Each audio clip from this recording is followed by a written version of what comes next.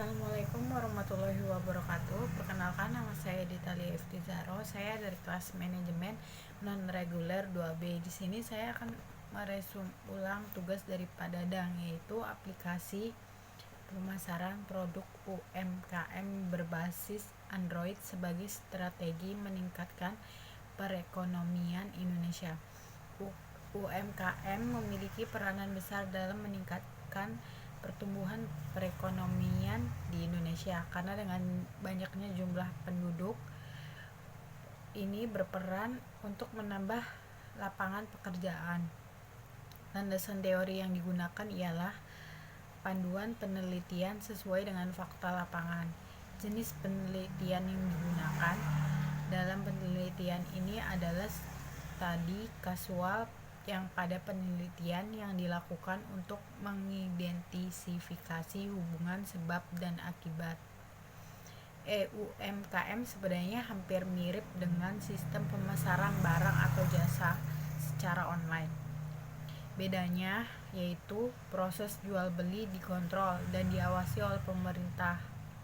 Selain itu, yang boleh ikut memasarkan produk dagangannya adalah mereka yang telah mendapatkan izin atau sertifikat kelayakan penjamin mutu yang telah disahkan oleh pemerintah. 1. Pihak-pihak yang dipertimbangkan dalam mengimplementasikan gagasan ialah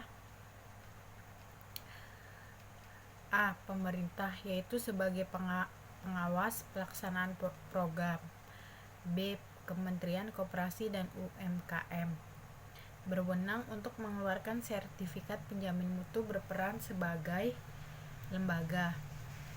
C. Kementerian Ekonomi, yaitu sebagai pengontrol sirkulasi barang yang keluar masuk di dalam negara Indonesia, mengawasi pertumbuhan ekonomi.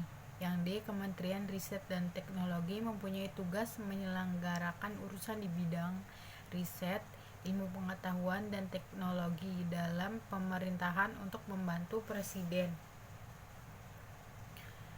Yang E, yaitu masyarakat produsen UMKM, untuk memasarkan hasil produk mereka ke berbagai negara di kawasan AFTA. Lalu yang terakhir, yang F, perusahaan jasa pengiriman barang, memiliki andil sebagai mitra kerja pemerintah dan produsen UMKM dalam memasarkan produknya baik di dalam negeri maupun di luar negeri. Yang kedua yaitu langkah-langkah strategis mengimplementasikan konsep UMKM, yaitu yang A, tahap pembuatan aplikasi, yaitu dengan membuat aplikasi yang digunakan sebagai wadah untuk memasarkan produk UMKM.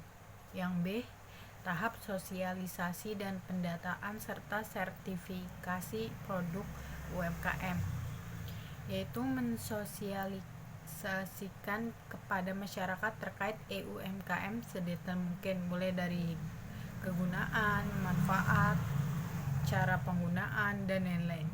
Sosialisasi dilakukan di seluruh daerah-daerah Indonesia yang terpencil maupun yang ramai. Hal ini dilakukan agar produk-produk UMKM yang berkualitas di daerah pelosok dapat dipasarkan. Yang D, tahap input data produk UMKM yang bersertifikat ke web, ialah memasukkan data tentang produk tersebut ke dalam web yang disesuaikan dengan jenis produk dan wilayah produksi, misal Jawa Tengah.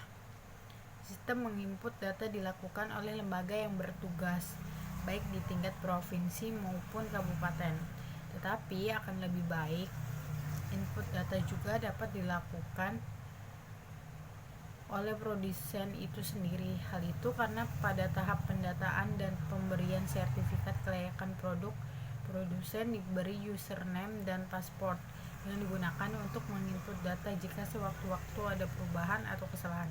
Lalu yang terakhir, yang E, tahap pengiriman barang, dapat dilakukan oleh sendiri melalui jasa pengiriman barang yang bekerja sama dengan pemerintah. Inilah hasil resum